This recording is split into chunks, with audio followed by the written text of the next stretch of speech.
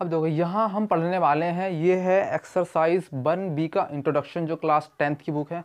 उसके अंदर exercise 1B के अंदर लिखा हुआ है, उसके इंट्रोडक्शन में फंडामेंटल थ्योरम ऑफ अरिथमेटिक, यानी अंकगणित की आधारभूत प्रमेय। अंकगणित की आधारभूत प्रमेय ये एक्स्ट्रा यानी अलग से भी, ये एक अलग से भी कंसेप्ट है, इसको समझना जरूरी है कि अंकगणित की आधारभूत प्रमेय यानी फंडामेंटल थ्योरम ऑफ अरिथमेटिक कहती क्या है।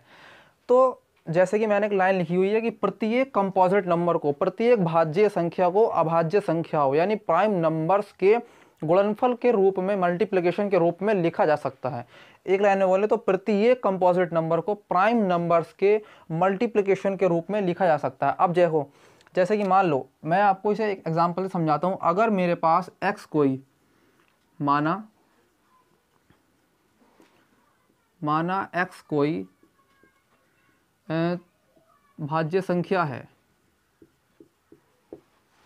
भाज्य संख्या यानी कि कंपोजिट नंबर है। माना कि x कोई कंपोजिट नंबर है, तब अगर मैं x के फैक्टर करूंगा तो जो उसके फैक्टर आएंगे, उस फैक्टर में जो नंबर्स लिखे होंगे 2, 3, 5, जो भी वहां पर लिखा होगा नंबर, वो नंबर सारे के सारे कैसे होंगे, हमारे पास अभाज्य संख्याएं होंगी। माना x कोई भाज्य संख्या है, तब x के फैक्टर्स जो आएंगे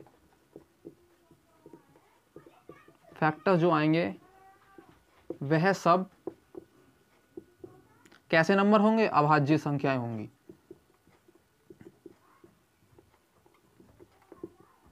अभाज्य संख्या यानी कि प्राइम नंबर्स होंगी। अब देखो कैसे, अगर x कोई भाज्य संख्या है तब इसके फैक्टर जो आएंगे p1, मैं एग्जांपल देके समझाऊंगा, लेकिन पहले इसका कंसेप्ट जो है वो समझना जरूरी है। p1 मल्टीप्लिकेशन p2, इस तरह से हमारी संख्या चलती चली जा रही है pn तक, यानी x कोई हमारे पास एक कैसी नंबर है, x कोई भाज्य संख्या यानी कंपोजिट नंबर है, x कैसी है, कंपोजिट नंबर, और जो उसके ये फैक्टर्स हैं p1, p2, pn, ये सारे के सारे हैं प्राइम नंबर्स यानी कि अभाज्य संख्याएं। ये सब हैं प्राइम नंबर्स यानी कि अभाज्य संख्याएं। ठीक है, x कोई कंपोजिट नंबर है और ये सारे हैं प्राइम नंबर्स। तो x जो हमारे पास की भाज्य संख्या, उसके जो गुणनखंड हैं, जो उसके फैक्टर हैं, जब हम किसी भी संख्या का फैक्टर करते हैं जो कि हमारे पास कंपोजिट नंबर होती है, तो उसके जितने भी फैक्टर आते हैं वो सब के सब होते हैं वहाँ पर प्राइम नंबर्स। अब ये जो सीरीज लिखी हुई है प्राइम नंबर्स, इसमें p1, p2, pn जो है वो असेंडिंग ऑर्डर में लिखी हुई संख्या है, यानी कि ये सारे के सारे असेंडिंग ऑर्डर में लिखे हुए हैं। असेंडिंग ऑर्डर होता है आरोही क्रम, यानी बढ़ता हुआ क्रम। जैसे कि p1 लिखा हुआ है तो p1 जो है वो छोटा होगा और या बराबर हो सकता है p2 के। अब देखो, कभी भी बड़ा नहीं लिख सकते हम, पहले तो सबसे पहले छोटी संख्या लिखनी है हमें, भले से चाहे वो दोनों बराबर हों, लेकिन हमें सीरीज में लेकर चलना है। p1 छोटा होगा p2 से, p2 छोटा होगा p3 से, इस तरह से जितने भी सारे फैक्टर्स होंगे और बराबर भी हो सकता है, जितने भी सारे फैक्टर्स होंगे वो उनकी सीरीज इसी तरह से चलती रहेगी pn तक। तो हमें असेंडिंग ऑर्डर में इन संख्याओं को लेना है, p1 less than n equals to p2, p2 less than n equals to p3, p3 less than n equals to pn। तो ये हमारे पास की सीरीज है, असेंडिंग ऑर्डर में चलेगी। तो इसका मतलब है ये फंडामेंटल थ्योरम ऑफ अरिथमेटिक का कंसेप्ट जो है वो उसके अंदर कहीं ना कहीं ये रिलेटेड है। ये पूरा कंसेप्ट अगर समझ में आ गया तो समझ लो जो फंडामेंटल थ्योरम ऑफ अरिथमेटिक है वो समझ में जरूर आएगी।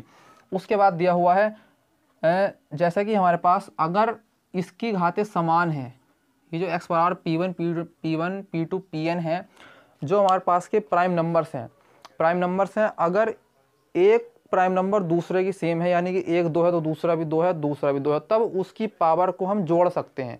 अगर वो उसकी पावर समान है तब उसकी पावर को हम जोड़ सकते हैं, जिससे हमें उसकी पावर प्राप्त हो जाएगी। जैसे कि देखो, ये x है, समझो, देखो p1 है, p2 है, p3 है, p4, p5, यानी ये नंबर लिखे हुए हैं मल्टीप्लिकेशन में, जो इनके फैक्टर्स आएंगे।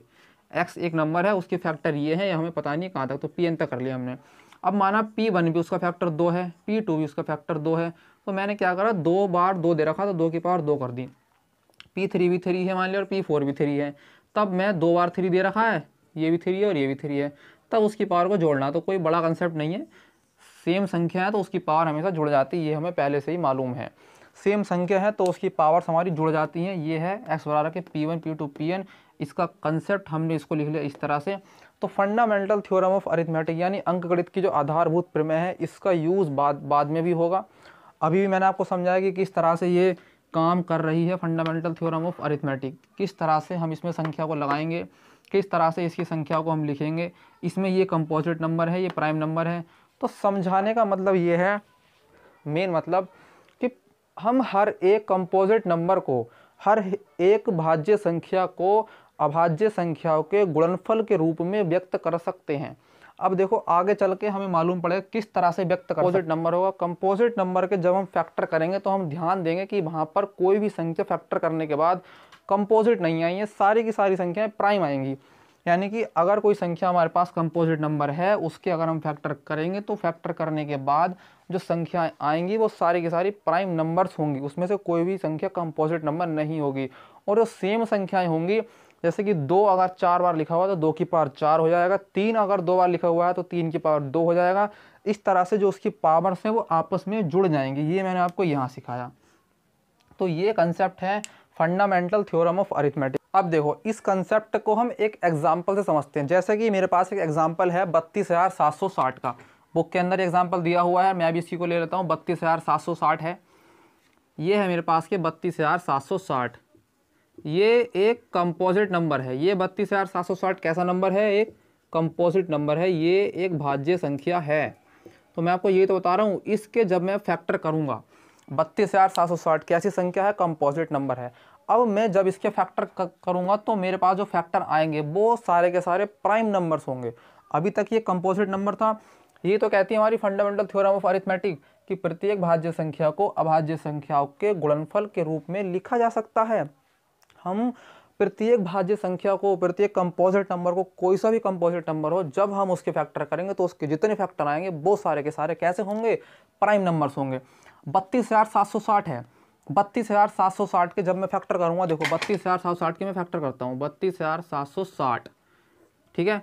मैं इसको 2 से डिवाइड करना चालू करता हूँ, 2 से काटना, तो 2 एकम 2, 6 12, 2 3 6, 2 8 16, 0, 2 8 16, 2 एकम 2, 2 9 18, 0, 8 8 190, 2 चौक 8, 2 9 18, 2 पंजे 10। ये आपको मालूम है कि 8,190 जो है वो 4,095 कैसे आया?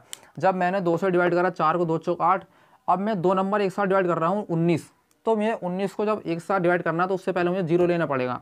तो 2 नंबर 18, 1 बचा और 2 पंजे 10। अब ये 4,095 है, ये जाएगा हमारा 3 से,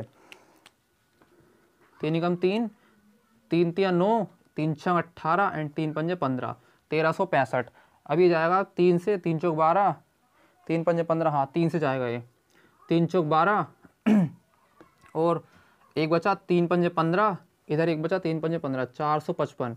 अब चला जाएगा ये, अब जाएगा 5 से, 5 नम 45, 5 एकम 5। अब जाएगा ये हमारा 7 से, तो 7 एकम 7, 7 21 एंड 13 आ जाए, 13 जाएगा हमारा 1 से, 13 एकम 13। तो इसके फैक्टर्स क्या है? 32,760 के जो फैक्टर आए हैं, इसको मैं नीचे लिख लेता हूँ। 32,760 के जो फैक्टर आए हैं वो है 2 इंटू 2 इंटू 2, यानी 2 जो दिया हुआ 3 टाइम्स दिया हुआ है, 3 इंटू 3, 3 जो है वो हमारा 2 टाइम्स है, 2 हमारे पास क्या 3 टाइम्स है, 3 जो है वो 2 टाइम्स है। एंड उसके बाद में 5 इंटू 7 इंटू 13। अब देखो 2 जो है वो 2 जो है वो 3 बार लिखा हुआ है, 1 2 3, 3 जो है वो 2 बार लिखा हुआ है, 1 2, 5 एक बार है, 7 एक बार है और 13 एक बार है। इसका मतलब क्या हुआ? मैंने आपको बताया ये सारी की सारी संख्याएं जो हैं 2 2 3 3 5 7 13, ये सारी की सारी संख्याएं कैसी हैं? प्राइम नंबर, यानी कि अभाज्य संख्याएं। चेक कर लो, सारी की सारी अभाज्य संख्याएं हैं। जो हमारे पास 32,760 था ये कंपोजिट नंबर था। अब हम क्या कर सकते हैं? अब हमने दूसरा हमारे पास का टॉपिक था, इसको हमने लिख दिया, ये हमारा प्राइम नंबर्स आ गए। उसके बाद है कि जो P1 P2 P3 P4 P5 के रूप की संख्या आई हैं, तो यहाँ पर P1 क्या है? 2 है, P2 क्या है? 2 है, P3 क्या है? 3 है, P3 क्या है? 2 है। तो यही संख्या को तो हमने यहाँ लिख के आपको बताया था Pn तक है, यानी कितनी भी संख्या हो सकती है, तुम्हारी 13 पर आकर समाप्त हो जाती है। दूसरी बात, ये असेंडिंग ऑर्डर में लिखी हुई संख्याएँ हैं। असेंडिंग ऑर्डर का मतलब क्या है कि हमने सबसे पहले सबसे छोटी संख्या लिखी, उसके बाद उससे बड़ी संख्या लिखी, उसके बाद उससे बड़ी संख्या लिखी। अब चेक कर लो, सबसे पहले हमने लिखा 2 को, यानी जितने भी 2 थे सबको हमने 2 को लिख दिया। उसके बाद लिखा हमने 3 को, उसके बाद लिखा 5, उसके बाद 7, उसके बाद 13, यानी कि असेंडिंग ऑर्डर में हमने इन संख्याओं को लिखा है, असेंडिंग ऑर्डर में। ये असेंडिंग ऑर्डर, ये आरोही क्रम है, बढ़ता क्रम है। सबसे पहले सबसे छोटी संख्या, उसके बाद उससे बड़ी संख्या, उसके बाद उससे बड़ी संख्या। अगर हम इनको आगे पीछे कर देंगे, डिसमैच कर देंगे, तो ये संख्या हमारी कहीं ना कहीं हमें थोड़ा धोखा गलत हो जाएगी। तो इसलिए जो है हमने इन संख्याओं को असेंडिंग ऑर्डर में लिखा हुआ है। और तीसरी चीज़ क्या थी, मैंने आपको बताया कि जब हम समान संख्याओं की पावर्स को जोड़ देंगे, जो हमारे पास के सेम नंबर है, जैसे कि 2 है, 2 3 टाइम्स है, 3 2 टाइम्स है, 5 1 टाइम्स है, 7 1 टाइम्स है, 13 भी 1 टाइम्स है। जब मैं इनकी पावर्स को जोड़ दूंगा तो मुझे इनकी घातें मिल जाएंगी, इनकी पावर्स मिल जाएंगी। देखो 2 हमारे पास के 3 टाइम्स है, तो मैं 2 की पावर 3 लिख सकता हूँ। 3 मेरे पास 2 टाइम्स है, मैं 3 की पावर 2 लिख सकता हूँ। 5 मेरे पास 1 टाइम, 5 की पावर 1। 7 1 टाइम, 7 की पावर 1। एंड 13 भी मेरे पास 1 टाइम है, तो 13 की पावर भी 1। इस तरह से ये कंसेप्ट है फंडामेंटल थ्योरम ऑफ अरिथमेटिक का। यानी कि सिंपल समझना इतना है कि 32,760 है, उसके फैक्टर्स आएंगे जो कि प्राइम होंगे, उनको सबसे पहले हमें असेंडिंग ऑर्डर में लिखना है। उसके बाद जो हमारी पावर है वो उसको इस तरह से लिखनी है। तो ये कंसेप्ट है फंडामेंटल थ्योरम ऑफ अरिथमेटिक का, यानी कि अंक गणित की आधारभूत प्रमेय का ये कंसेप्ट है, बेस है, आधार है। ठीक है, अब हम करेंगे कुछ मेन एग्जाम्पल जो है उनकी तरफ हम मूव करेंगे। अब देखो फंडामेंटल थ्योरम ऑफ अरिथमेटिक के बेस पर हमने कुछ एग्जाम्पल लिखे हुए हैं, 6 एग्जाम्पल हैं। फर्स्ट में लिखा हुआ है 12, सेकंड में लिखा हुआ है 69, एंड थर्ड में 105, फोर्थ में 234, फिफ्थ में 462, सिक्स्थ में 651। इनके हमें निकालने हैं फैक्टर्स, जिसका नाम है प्राइम फैक्टर्स। अब हम जो इनके फैक्टर्स निकालने वाले हैं वो कहलाएंगे प्राइम फैक्टर्स। ये जो नंबर्स हमारे पास दिए हुए हैं ये है कंपोजिट नंबर। यानी कि अगर मैं फर्स्ट एग्जांपल लेता हूँ, जैसे कि 12 लिखा हुआ है, मुझे इसके निकालने हैं क्या, प्राइम फैक्टर्स। प्राइम फैक्टर्स हम उनको क्यों बोलते हैं, क्योंकि उनके जो फैक्टर्स आते हैं वो सारे के सारे प्राइम होते हैं, यानी कि अभाज्य संख्याएं होती हैं। लेकिन जो हमारे पास के 12 लिखा हुआ है ये अभाज्य संख्या नहीं है, ये भाज्य संख्या यानी कंपोजिट नंबर है। और जो हम इसके फैक्टर निकालेंगे वो प्राइम नंबर्स होंगे, यानी अभाज्य संख्याएं होंगी। तो सबसे पहले मैं 12 को ले लेता हूँ। 12 का अगर मैं यहाँ पर फैक्टर निकालता हूँ इस मेथड से, तो 2 छंग 12, 2 तिया 6, एंड 3 कम 3। क्या फैक्टर आ गए इसके, 2 × 3। अब मैं इसको लिख सकता हूँ, क्योंकि 2 × 3 यहाँ पर कितने हैं, 2 कितने हैं, 2 हैं, यानी 2 दिए हुए हैं 2 बार। तो मैं इसको लिख सकता हूँ 2 का स्क्वायर एंड इंटू 3 की पावर 1। सिंपल यहाँ पर आकर छोड़ देना। फैक्टर इसके यहाँ तक भी सही है, लेकिन और आगे एक स्टेप वही होगा कि 2 स्क्वायर इंटू 3। उसी तरह से सेकंड नंबर का एग्जाम्पल है 69। अब 69 के क्या फैक्टर होंगे, देखो इधर लिख लेते हैं 69। 3 दूनी 6, 2 से तो कटेगा नहीं है, 3 दूनी 6, 3 तिया 9, एंड 23 कम 23, क्योंकि 23 किसी और नंबर से नहीं जा सकता अपने अलावा, तो 23 अपने आप से ही कटेगा। तो हमने कर दिया है 23 बन जा 23। ठीक है, 69 के फैक्टर क्या आ गए, 3 × 23। अब यहाँ पर 3 भी एक बार है, 23 भी एक बार है, तो हम इसको इसी तरह से लिखा रहने देंगे, क्योंकि 23 क्या होते हैं 69, 3 भी एक बार है, 23 भी एक बार है, तो इसको सिंपल यहीं छोड़ देंगे। अब देख लो ये नंबर जो था 12, ये हमारे पास के कैसा नंबर है, कंपोजिट। ये 69 है, ये कैसा नंबर है, कंपोजिट नंबर है, यानी भाज्य संख्या है। और जो इनके फैक्टर्स आ रहे हैं वो सारे के सारे प्राइम नंबर्स हैं। यानी कि फिर से मैं एक बार वही बात दोहराऊंगा कि फंडामेंटल थ्योरम ऑफ अरिथमेटिक यही तो कहती है कि प्रत्येक कंपोजिट नंबर को प्राइम नंबर्स के फैक्टर्स के रूप में डिनोट किया जा सकता है, लिखा जा सकता है। तो ये बात हमारी बार बार प्रूव हो जा रही है। थर्ड नंबर का एग्जांपल मेरे पास है 105। अब 105 के फैक्टर्स किस तरह से लिखे जा सकते हैं, 105 मैं काट दूं इसे 3 से, 3 तिया 9, 3 पंजे 15, और 5 सत्ते 35, 7 कम 7। फैक्टर क्या आ गए इसके 105 के, 3 × 5 × 7, 3 पंजे 15 और 15 सत्ते 105। तो यहाँ पर 3 भी एक बार है, 5 भी एक बार है, 7 भी एक बार है। इसकी हम पावर्स में कोई सेम समान तो है नहीं अभाज्य संख्या, तो इसको हम इसी तरह से लिखा हुआ छोड़ देंगे। अब फोर्थ नंबर पे क्या है, फोर्थ नंबर पे दिया हुआ है 234। 234 के फैक्टर्स फाइंड करते हैं। देखो 2 से काट लेते हैं, 2 1 जा 2, 2 1 जा 2, 2 7 जा 14, 3 तिया 9 जी, 3 से काट सकते हैं, 3 तिया 9, 3 9 27, 3 27 का 7 हासिल लगे तो 3 तिया 9 और 2 11। ठीक है, 3 कम 3, 3 तिया 9, 13 तिया 39 हो गया। ठीक है, एंड 13 बन जा 13। तो फैक्टर इसके क्या आ गए हमारे पास, 2 × 3 × 3 × 13। अब यहाँ पर 2 जो है वो एक बार है, लेकिन 3 जो हमारे पास वो 2 टाइम्स है, यानी 2 बार है, लेकिन 13 भी एक बार है। तो मैं इसको लिख सकता हूँ 2 × 3 स्क्वायर × 13। किसके according? Fundamental theorem of arithmetic में आपको बार बार ध्यान दिलाऊं, फंडामेंटल थ्योरम ऑफ अरिथमेटिक यानी अंकगणित की आधारभूत प्रमेय के अनुसार हम इसको यहाँ पर सोल्व कर रहे हैं। हमारा दूसरी बात मैं आपको समझा दूं कि मैं एक सीरीज से लेकर इनको चलता हूँ। सबसे पहले सबसे छोटी संख्या लिखता हूँ, उसके बाद उसकी बड़ी संख्या, सबसे पहले छोटी संख्या फिर बड़ी संख्या, सबसे पहले छोटी संख्या फिर बड़ी संख्या, क्योंकि हमें बोला गया है कि भैया आपको जो है जो प्राइम फैक्टर्स हैं इनको आपको असेंडिंग नहीं, हाँ जी, असेंडिंग ऑर्डर में लिखना है, यानी बढ़ते क्रम में लिखना है, बढ़ते हुए क्रम में।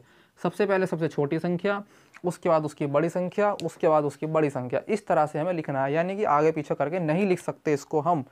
आंसर सही आएगा लेकिन वो तरीका कुछ गलत है। 5th नंबर पे है हमारे पास 462। 462 के फैक्टर्स करके देखते हैं। देखो 2 दूनी 4, 2 तिया 6, 2 एकम 2, 3 से अगर इसको काटे तो 3 सत्ते 21 एंड 2 बचेंगे हमारे पास, 3 सत्ते 21। ठीक है, ये फिर जाएगा हमारे पास 7 से, 3 सत्ते 21 और 23, 77, 11 सत्ते 77। तो मैं इसको 7 से काट देता, 7 एकम 7, 7 एकम 7 एंड 11 एकम 11। तो इसके फैक्टर्स आ गए हमारे पास किसके? 462 के। 2 × 3 × 7 × 11। 6th नंबर का एग्जाम्पल है जो कि लास्ट एग्जाम्पल है, वो दिया हुआ है 651। 651 के फैक्टर करके देखते हैं। 651, अब देख लो, सबसे पहले सबसे छोटी संख्या लेते हैं। सबसे छोटी संख्या से कटेगा नहीं, 2 से तो कटेगा नहीं, ये 3 से लेके देखते हैं इसको, 3 से कट जाएगा। 3 दूनी 6 एंड 3 एकम 3, 2 बचे, 3 सत्ते 21। ये आ गया हमारे पास के 217। अब हमने 217 भी थोड़ी देर पहले भी काटा था, फिर ये कटेगा हमारा किससे? 7 से,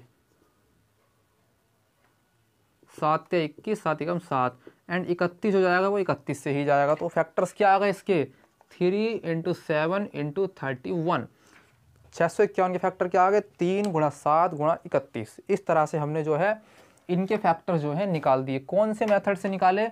ये हमारा मेथड कहलाता है प्राइम फैक्टराइजेशन मेथड। यहाँ से जो हमने शुरू करा था ये और यहाँ चला, इस मेथड का नाम है प्राइम फैक्टराइजेशन मेथड, यानी प्राइम फैक्टर्स हम इसमें निकालते हैं। तो इस तरह से हमने इन 6 के जो फैक्टर्स थे वो फाइंड कर दिए। एग्जाम्पल है कि ये हमें सिद्ध करना है, ये दर्शाना है कि 4 की पावर n के रूप की कोई भी संख्या कभी भी अंक शून्य यानी कि 0 पर समाप्त नहीं होती है, 0 पर ख़त्म नहीं होती है। तो इस लाइन का मतलब क्या है? 0 पर समाप्त नहीं होती है, इस लाइन का मतलब ये है उस संख्या का जो लास्ट वाला अंक है, लास्ट वाला जो उसका नंबर है वो 0 नहीं है। इसका यही तो मतलब है। इसमें ये बोला गया भैया 4 की पावर n के रूप की कोई संख्या कभी भी अंक शून्य पर समाप्त नहीं होती है। यानी कि मैं अगर कह लूँ आपसे कि 5, 3, 8, तो ये की संख्या है, एक ये संख्या है, इसका जो लास्ट वाला अंक है वो 8 है, यानी कि इसका लास्ट वाला अंक 0 नहीं है। अब मैं एक दूसरा नंबर लेता हूँ जो कि है 530। 530 का लास्ट वाला अंक जो है वो 0 है, यानी 530 जो नंबर है ये 0 पर ख़त्म हुआ, लेकिन 538 जो होता है ये 8 पर ख़त्म हुआ।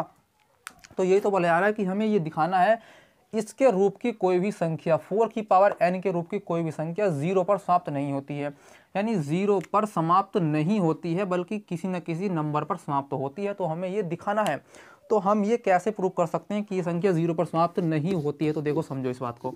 अब एक कंसेप्ट है कि अगर कोई भी संख्या 0 पर समाप्त होगी, अपने आप से भी जोड़ कर देखो, अपने आप से लगा कर देखो, अगर कोई संख्या 0 पर समाप्त होती तो 5 से डिविजिबल होती, 5 से उसको डिवाइड किया जा सकता है। जैसे कि मेरे पास है 100, मैंने ले लिया 10, 20, 30, 40, 50, 60, 70, 80, 90, 100।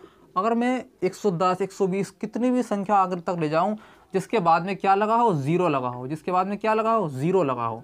तो यहाँ सबके बाद में क्या लगा हुआ है? 0। अब मैंने आपको एक बात बताई थी कि जिसके बाद में 0 लगा हो वो 5 से डिविजिबल होती है, 5 से उसको डिवाइड किया जा सकता है।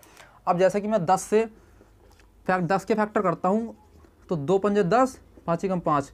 अब एक चीज़ और है कि जो संख्या के बाद में 0 होगा उसका एक फैक्टर 5 जरूर होगा, यानी कि उसके फैक्टर में एक संख्या 5 जरूर आएगी।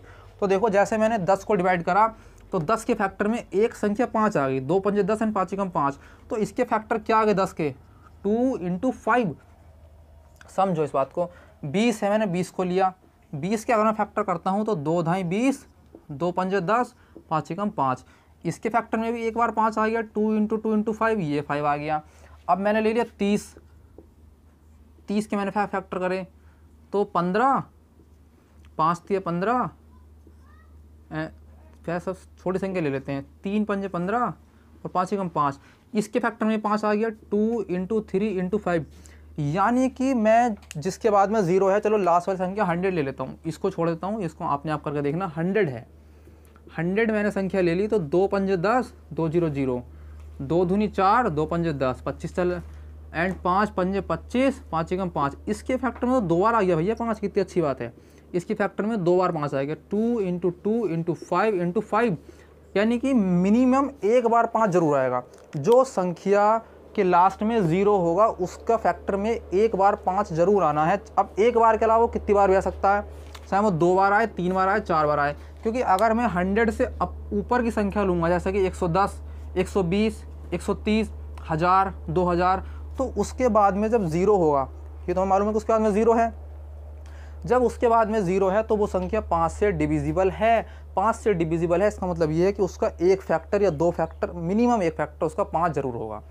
अब यहाँ बोला गया कि 4 की पावर n के रूप की कोई संख्या कभी भी अंक शून्य पर समाप्त नहीं होती है, ये हमें प्रूफ करना है। अब अगर मैं 4 की पावर n में, जो n क्या है, यहाँ पर हमारे पास नेचुरल नंबर हो सकता है कोई भी। n जो है, n हो सकता है एक नेचुरल नंबर्स को बिलोंग करते हैं n। अगर मैं 4 की पावर n में कोई नेचुरल नंबर 1 रख लूँ और इसके फैक्टर निकाल के देखूँ तो 4 का फैक्टर कितना होगा, 2 इंटू 2। यहाँ पर कहीं भी मुझे 5 नज़र नहीं आया। इसका मतलब क्या हुआ, इसके फैक्टर में 5 नहीं आ रहा है, इसका मतलब ये संख्या 5 से डिविजिबल नहीं है, क्योंकि 5 अगर आया था तो ये संख्या 5 से डिविजिबल होती। अब दूसरा, मैं एक 4 की पावर n में मैं एक नेचुरल नंबर रखते चले जा रहा हूँ, 1 2 3 4 5। अब मैंने 4 की पावर 2 रख दिया, कितना आ गया, 4 इंटू 4, यानी 2 इंटू 2 इंटू 2 इंटू 2। इसके फैक्टर में भी कहीं से कहीं तक 5 नहीं आया, सिर्फ 2 2 2 आया है। तो इसका मतलब क्या हुआ, ये संख्या ही 5 से डिविजिबल नहीं है। तो ये तो बोला यार कि 4 की पावर n के रूप की कोई संख्या कभी भी अंक शून्य पर समाप्त नहीं होती है। अगर होती तो 0 होता, और 0 होता तो उसका एक फैक्टर 5 जरूर होता। अब यहाँ पर कोई भी फैक्टर हमारे पास के 5 नहीं आ रहा है, तो ये संख्या 0 पर समाप्त नहीं होती है, ये हमने प्रूफ कर दिया है। दोबारा समझो, अगर ये संख्या शून्य पर समाप्त होती तो इसका एक फैक्टर 5 जरूर होता, और फैक्टर 5 जरूर होता तो इसका मतलब कि ये 5 से डिविजिबल होती। अब ये फैक्टर 5 है ही नहीं, तो ये 5 से डिविजिबल भी नहीं है, तो इसका मतलब क्या है कि कभी भी इसके रूप की कोई भी संख्या शून्य पर समाप्त नहीं होगी कभी भी। ठीक है, तो यह हमारे क्वेश्चन समाप्त होता हुआ। क्वेश्चन दिया हुआ है कि अभाज्य गुणनखंडन विधि यानी प्राइम फैक्टराइजेशन मेथड के द्वारा हमें 156 और 126 यानी 126 और 156 का एचसीएफ और एलसीएम फाइंड करना है। कौन से मेथड से, प्राइम फैक्टराइजेशन मेथड से। प्राइम फैक्टराइजेशन मेथड हमने अभी सीखा है, वो क्या होता है, उसमें हम फैक्टर निकालते हैं, सबसे पहले सबसे छोटी संख्या लेते हैं, उसके बाद उससे बड़ी संख्या लेते हैं, तो वो प्राइम फैक्टराइजेशन मेथड होता है। अब देखो कैसे करेंगे इसको। यह दिया हुआ है अभाज्य गुणनखंडन विधि द्वारा 126 और 156 का एचसीएफ। तो सबसे पहले मैं लिख लेता हूँ 126 को। अब मैं 126 के फैक्टर निकाल लेता हूँ सबसे पहले। तो 126 के फैक्टर क्या होंगे, अभी थोड़ी देर पहले हमने निकालने सीखे थे, दोबारा सीखते हैं। सबसे पहले सबसे छोटी संख्या लेते हैं 2। 2 से मैं डिवाइड करता हूँ, 2 छंग 12, 2 तिया 6। उसके बाद क्या 63 2 से कट सकता है, 63 2 से डिवाइड है नहीं है, तो किस से डिवाइड है, 3 से। मैं 3 से कर देता हूँ, 3 दूनी 6, 3 एकम 3। 21 3 से डिवाइड हो सकता है, जी हाँ 7 बार। एंड 7 किस से डिवाइड नहीं हो सकता, सिर्फ अपने अलावा, तो 7 होगा 7 से डिवाइड 1 बार। फैक्टर क्या आएगा 126 के, 2 इंटू 3 इंटू 3 इंटू 7, 2 तिया 6, 6 तिया 18, 7 126। यस 18 7 126 चेक कर लेते हैं हम। 7 8 56 का 6 यहाँ से लगे 5 एंड 7 एकम 7 5 12 126 हमारे पास। ठीक है, तो फैक्टर क्या आ गया इसके, 2 into 3 into 3 into 7, 2 into 3 into 3 into 7। यहाँ 2 जो है वो लिखा हुआ है 1 बार, और 3 लिखा हुआ है 2 टाइम्स, एंड 7 लिखा हुआ है 1 टाइम्स। अब मैं निकाल लेता हूँ 156 के फैक्टर्स। जिस तरह से हमने 26 के निकाले थे उसी तरह से 156 के लेंगे। तो देखो कैसे निकालेंगे, ये लिख लिया मैंने 156। सबसे छोटी संख्या ढूंढो ये जिससे कट सकता हो, 156 जिस संख्या से डिवाइड हो सकता हो। तो 2 सत्ते 14 एंड 2 अट्ठे 16, 2 सत्ते 14, इधर बचा 1 अट्ठे 16 हो गया। 2 तिया 6, 2 9 18, 39 किससे कट सकता है, 3 से कट सकता है। 3 एकम 3, 3 तिया 9, 13 13 से कट सकता है। तो फैक्टर क्या आ गए हमारे पास इसके 2 × 2 × 3 × 13, यानी कि इसमें जो 2 है वो 2 टाइम्स है, यानी 2 स्क्वायर, 3 1 टाइम्स है एंड 13 भी 1 टाइम्स है। तो मैं अब क्या लिखने वाला हूँ, मैं अब ये लिखने वाला हूँ 126 और 156 का एलसीएम। तो यहाँ लिखता हूँ मैं 126 और एचसीएफ, 126 और 156 का एचसीएफ। एचसीएफ क्या होगा, हम जानते हैं कि देखो पहले भी आपने सीखा होगा, लेकिन दोबारा मैं आपको बता देता हूँ कि एचसीएफ जब निकालते हैं तो वो एक कॉमन प्राइम फैक्टर होता है दोनों में, यानी दो संख्याएं हैं 126 और 156 है, इनके अंदर वो दोनों में होना चाहिए, 126 में भी होना चाहिए, 156 में भी होना चाहिए, उसको हम ले लेंगे कॉमन। जैसे कि मैं लिखता हूँ यहाँ पर एक मेथड है, बड़ा अच्छा तरीका, मैं आपको बड़ा क्रमवार समझा रहा हूँ। जैसे कि मैं लिख लेता हूँ कि कॉमन प्राइम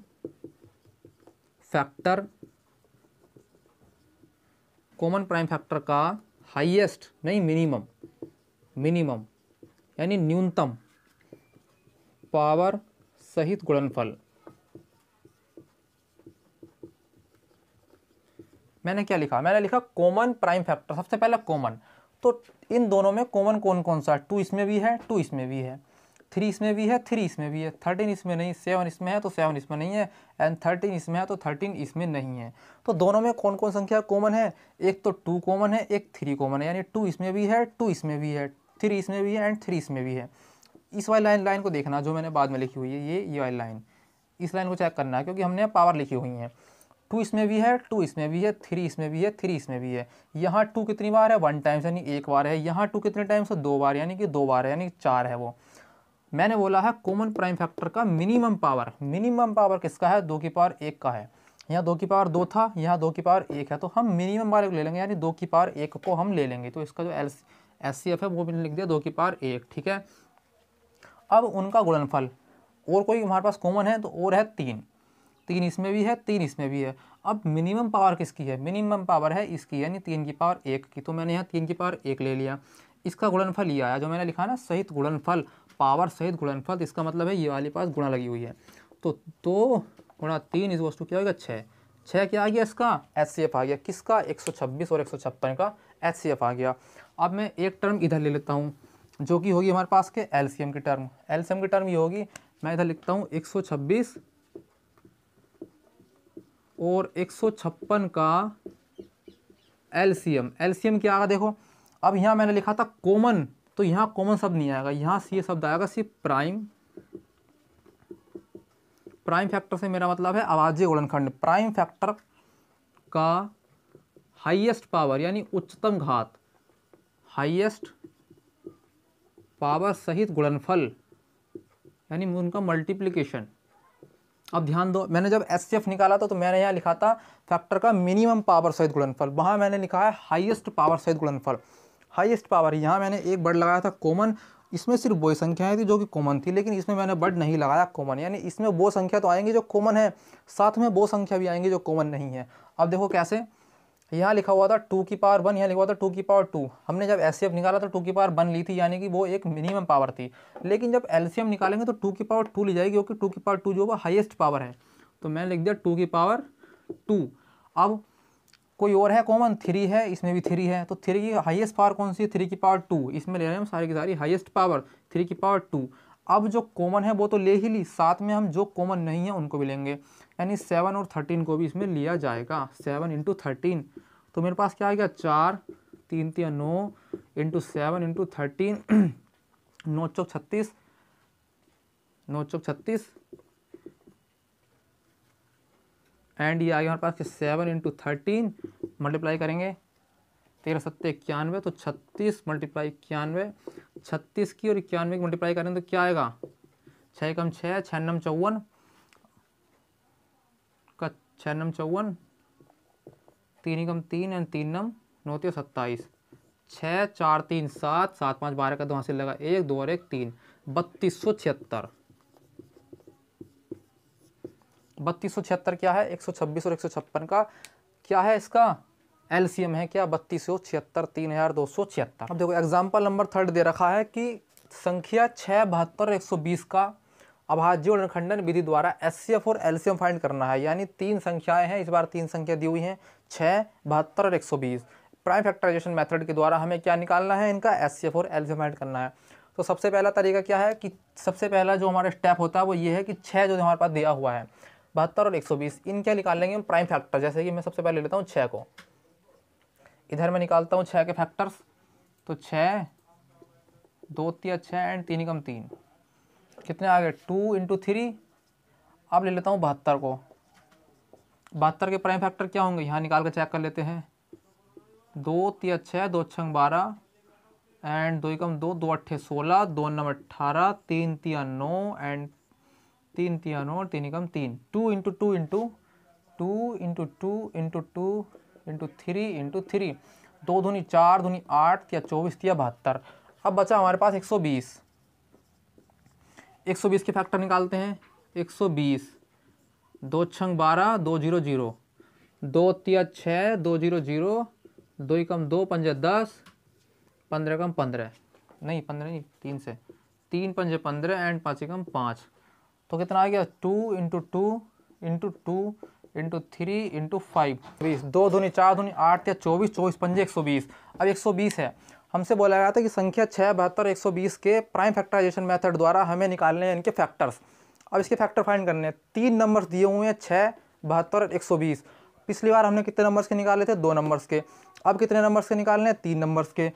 सबसे पहले मैंने 6 का निकाल लिया प्राइम फैक्टर, क्या आ गया हमारे पास के 2 × 3, 72 के आ गए 2 इंटू 2 इंटू 2 इंटू 3 इंटू 3, 120 के आ गए 2 इंटू 2 यानी 3 टाइम्स लिखा हुआ है 2, 1 टाइम्स लिखा हुआ है 3 एंड 1 टाइम्स लिखा हुआ है 5। तो मैं ऐसे लिख दूंगा, यहाँ मेरे पास के 2 जो है 1 टाइम्स है, 3 जो है वो भी 1 टाइम्स है। 2 जो है वो यहाँ पर 3 टाइम्स है, यानी 2 की पावर 3 एंड 3 जो है वो 2 टाइम्स है। 2 जो है वो 3 टाइम्स है एंड 3 1 टाइम्स है एंड 5 जो वो भी 1 टाइम्स है। अब देख लो, मुझे निकालना है इनका एचसीएफ। एचसीएफ किसका निकालना है, 6, 72, 120 का। तो मैं कह सकता हूँ कि जो मैंने आपको पहले बताया कि कॉमन मेन वर्ड क्या है, कॉमन प्राइम फैक्टर का मिनिमम यानी कि न्यूनतम, मिनिमम पावर सहित मल्टीप्लिकेशन यानी कि गुणनफल। अब देखो समझो, मैंने आपको पहले बताया कॉमन क्या है, 2 में से 3 संख्या है, 2 into 3, 2 cube into 3 square, 2 cube into 3 into 1, 5। अब देखो इसमें भी 2 है, इसमें भी 2 है और इसमें भी 2 है। लेकिन सबसे कम पावर कौन सा वाले 2 की है, 2 की पावर 1 है। बड़े शांति के साथ लिख लेंगे 2 की पावर 1। इसमें भी 3 है, इसमें भी 3 है, इसमें भी 3 है, लेकिन सबसे कम पावर किसकी है, 3 की पावर 1 की। तो मैं लिख लूँगा 3 की पावर 1। एंड और हमारे पास ऐसी कोई संख्या नहीं है जो कॉमन हो, तो फैक्टर क्या हो गया इसके, 2 into 3 is equals to 6। That is the answer. मुझे निकालना है एलसीएम किसका, 6, 72 और 120 का। मैंने यहाँ वर्ड लगाया था कॉमन, तो यहाँ पर मैं कॉमन वर्ड को हटा दूंगा, मैं लिखूंगा सिर्फ प्राइम फैक्टर का हाईएस्ट पावर। यहाँ लगाया था मिनिमम पावर, अब मैं लिखूंगा प्राइम फैक्टर्स का हाईएस्ट पावर सहित गुणनफल। अब देखो कैसे, हाईएस्ट पावर लिखा है आपने, पहले क्या लिखा था, मिनिमम पावर, और एक वर्ड हमने हटा दिया है कॉमन। यहाँ पर लिखा है प्राइम फैक्टर का हाईएस्ट पावर सहित गुणनफल। प्राइम फैक्टर कौन कौन से हैं, ये हमारे पास कौन से हैं, प्राइम फैक्टर्स हैं। तो इसमें वो भी लेना है जो कॉमन है और वो भी लेना है जो कॉमन नहीं है। तो हाईएस्ट पावर किसकी, यहाँ भी 2 है, यहाँ भी 2 है, यहाँ भी 2 है। हाईएस्ट पावर किसकी है, 2 की पावर क्यूब की। तो मैं ले लेता हूँ 2 की पावर क्यूब। यहाँ पर भी 3 है, यहाँ पर भी 3 है, यहाँ पर भी 3 है। मैक्सिमम पावर किसकी है, 3 स्क्वायर की। तो मैं ले लेता हूँ 3 स्क्वायर। अब जो बचा हमारे पास क्या बचा, 5।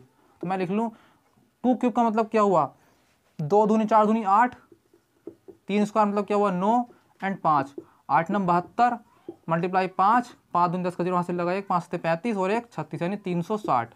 तो ये हुआ इसका एलसीएम। अब देखो अभी तक जो हमने एलसीएम और एचसीएफ फाइंड कराया वो हमने फाइंड कराया प्राइम फैक्टराइजेशन मेथड की हेल्प से। लेकिन अब क्या होगा, अब एक नई प्रॉपर्टी हमारे सामने आई है कि वो ये प्रॉपर्टी है, अगर हमारे पास 2 संख्याएं हैं, 2 नंबर्स हैं, कोई भी 2 संख्याएं हैं, कोई भी संख्या ले लो, अगर हमें उनका एचसीएफ और एलसीएम में से कोई भी एक चीज़ दी हुई है तो हम उसका जो एलसीएम या एचसीएफ है बड़े ही आसानी से फाइंड कर सकते हैं।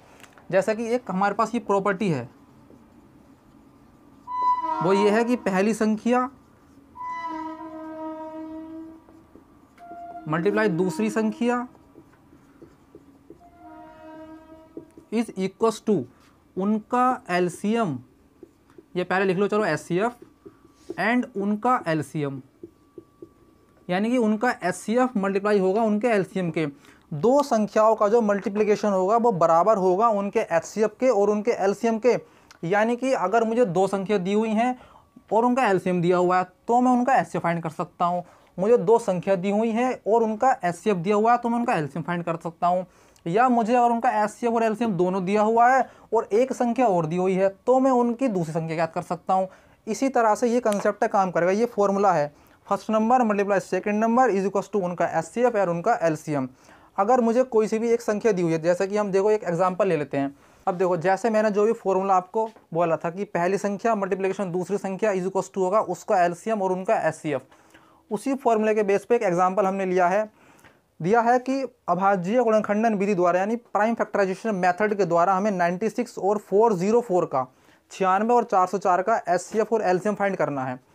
सबसे पहले मैं इसका एचसीएफ फाइंड कर लेता हूँ और फिर उस फॉर्मूले के द्वारा जो मैंने तुम्हें अभी फॉर्मूला समझाया था उसके द्वारा मैं उनका एलसीएम फाइंड कर लूँगा।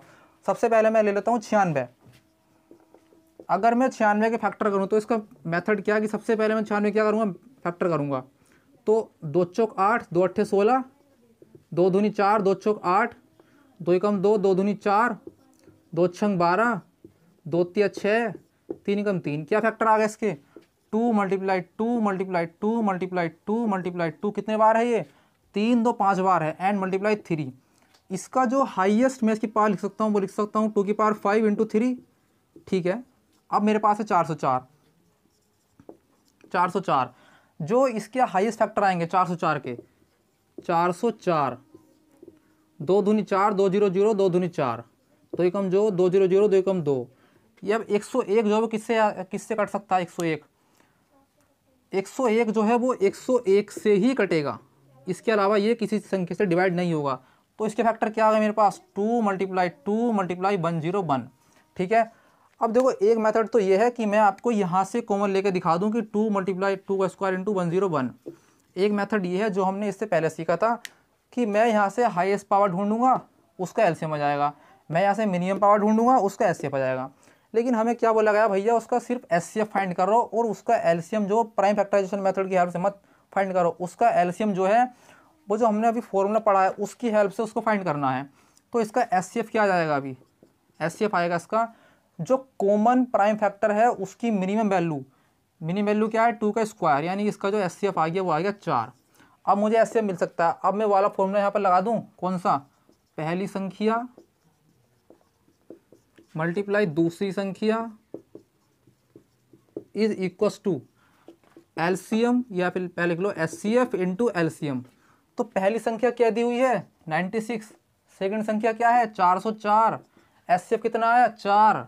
एलसीएम मैं इसका निकाल दूंगा, तो एलसीएम इज इक्वस टू क्या होगा? 96 इंटू 404 अपॉन 4। 4 से 96 कितनी बार जाएगा? 4 दूनी 8, 4 चौक 16, 24 बार चला गया भैया, क्योंकि 24 चौक क्या होते हैं? 96। क्या आएगा? 24 मल्टीप्लाई 404, एंड 24 से मैं मल्टीप्लाई करूँगा 404 को, 404 को मल्टीप्लाई करूँगा 24 से, तो 24 चौक 96 का 6 हासिल लगे 9, 24 0 0 9, 24 चौक 96। क्या आ गया? 96 969696। तो ये क्या हुआ? इसका एलसीएम हुआ। किसका? 96 और 404 का। तो ये क्वेश्चन हमारा यहाँ पर खत्म हुआ। अब देखो एग्जाम्पल नंबर 2 में दिया गया है कि दो संख्याओं का हमें एचसीएफ दिया गया है 23, एलसीएम दिया गया है 1449, 1449। फर्स्ट नंबर दिया गया है 161 एंड सेकंड नंबर में फाइंड करना। तो इसका मतलब क्या है? सिंपल, जो मैंने आपको फॉर्मूला बताया, पहली संख्या मल्टीप्लाई दूसरी संख्या इज इक्वल टू उनका एलसीएम उनका एचसीएफ। इस क्वेश्चन को आपको खुद करके देखना है। ठीक है, एग्जाम्पल नंबर 3 है, एचसीएफ दिया गया है 252,594। अब देखो इन नंबर्स को देख के कंफ्यूज मत होना कि 252,594, इसका मतलब ये है कि पहली संख्या 252 है, दूसरी संख्या 594 है, उनका जो एचसीएफ दिया हुआ है वो 18 है, उनका एलसीएम फाइंड करना। तो सेम पहली संख्या मल्टीप्लाई दूसरी संख्या इज इक्वल टू उनका एलसीएम उनका एचसीएफ। तो ये भी खुद करना है। थर्ड क्वेश्चन हमारे पास है एग्जाम्पल नंबर 3 का, 148/185 का हमें सरलतम रूप फाइंड करना है। 148/185 का सरलतम रूप हमें बताना है कि क्या होगा। अब देखो सरलतम रूप से क्या मतलब है, सरलतम रूप से ये मतलब है कि मेरे पास अगर 9/3 लिखा है तो 9/3 का सरलतम रूप क्या होगा। अगर मैं 3 से 9 को डिवाइड करता हूँ तो मेरे पास मिलेगा 3 तिया 9 जो कि है 3, नीचे आएगा 1। तो ये इसका सरलतम रूप है किसका, 9/3 का। अब सेम वही चीज़ हमें यहाँ बताया गया है, बतानी है कि हमें 148/185 का सरलतम रूप फाइंड करना है। अगर हम इसी तरह करने बैठ जाएं कि 148 मैं देखो किस नंबर से कटेगा तो बहुत टाइम लगेगा, दूसरी बात 185 किस नंबर से कटेगा तो वही बहुत टाइम लगेगा। लेकिन अगर मैं आपको ये बोलूँ कि मेरे पास एक ऐसी टेक्निक है जिससे कि हम ये बड़ी ही आसानी से बता सकते हैं कि 148/185 का जो सरलतम रूप है वो क्या होगा। देखो वो टेक्निक क्या है। अब 148 का मैं क्या फाइंड कर लूँ, सबसे पहले एचसीएफ फाइंड कर लूँ। 148/185 का मैं एचसीएफ निकाल लूँगा। मेरे पास दो नंबर हैं, पहला नंबर है 148 एंड दूसरा नंबर है 185। देखो यूक्लिड का डिवीजन एल्गोरिदम, अगर मैं यूक्लिड का विभाजन एल्गोरिदम जो होता है अगर मैं उसका यूज़ करूं तो मैं बड़ी ही आसानी से 148 और 185 का एचसीएफ फाइंड कर लूँगा। कैसे, यहाँ पर जो 148 है वो छोटी है 185 से, ठीक है। अब मैं अगर 148 को डिवाइड कर दूँ 185 से, किसके अनुसार, यूक्लिड का डिवीजन एल्गोरिदम के अनुसार, तो मैं देखता हूँ 148 से 185 जो है वो एक बार जाएगा। 148, 15 में से 8 के 7 बचे, 7 में 4 के 3 बचे, 37, ठीक है। 148, अब 148 जो है वो 37 से कितनी बार जाएगा, तो कहीं ना कहीं ये जाएगा हमारे पास के 4 7 28, 4 बार, 4 7 28 का 8 हासिल लगे 2, 4 या 12 और तो 14, जी हाँ पूरा हमारे पास कट गया, रिमाइंडर आ गया 0। और हम इस बात को पहले से जानते हैं कि अगर जब हमें रिमाइंडर 0 मिल जाता तब यूक्लिड डिवीजन एल्गोरिदम के अनुसार हमारा प्रोसेस वहीं पर ख़त्म हो जाता है। और जो इसका लास्ट डिवीज़र होता है, लास्ट डिवीज़र, यहाँ पर लास्ट डिवीज़र क्या है 37, तो 37 ही क्या होगा, एचसीएफ होगा भैया, ठीक है। 37 क्या, एचसीएफ। तो मुझे जो है 148 और 185 क्या मिल गया, एचसीएफ। अब देखो सेकंड स्टेप में क्या होगा, अब मैं 37 से जो है इसके न्यूमरेटर को और इसको डेनोमिनेटर को, यानी अंश और हर को, इसके न्यूमरेटर क्या है 148, ये इसका है अंश यानी इसका डेनोमिनेटर, और इसका जो डेनोमिनेटर है वो है 185। मैंने डिवाइड कर दूंगा दोनों को 37 से, दोनों को मैंने डिवाइड कर दिया 37 से, और डिवाइड करने के बाद जो नंबर आएगा वो उसका सरलतम रूप होगा। देखो कैसे, 37 से मैंने डिवाइड कर दिया 148 को, तो यहाँ देखा था 37 से मैंने डिवाइड करा 148 को 4 आया था, तो यहाँ कहीं ना कहीं 4 आएगा। और 37 से मैं अगर डिवाइड करूँ 185 को तो 5 आएगा, क्योंकि 5 7 5, 5 7 35 का 5 हासिल लगे 3, और 5 या 15 3 18, पूरा 4/5 हमारे पास के 4/5 जो है इसका ऐसा रूप है जिसके आगे हम और काट नहीं सकते इसको। तो इसका सबसे कम वाला जो सरलतम रूप हुआ वो हुआ 4/5, तो यही हमारा क्या कहलाएगा, आंसर कहलाएगा। तो यहाँ पर जो टॉपिक है एक्सरसाइज 1B का इंट्रोडक्शन हमारा यहीं पर ख़त्म हो जाता है। इसमें हमने सीखा किस तरह से हम एचसीएफ फाइंड कर सकते हैं, एलसीएम फाइंड कर सकते हैं, फंडामेंटल थ्योरम ऑफ अरिथमेटिक क्या कहती है, उसका बेस क्या है, वो किस तरह से काम करती है, ये सारी चीज़ें हमने सीखी। और इसकी नेक्स्ट जो हमारे पास की वीडियो होगी उसके अंदर सीखेंगे एक्सरसाइज 1B का सॉल्यूशन।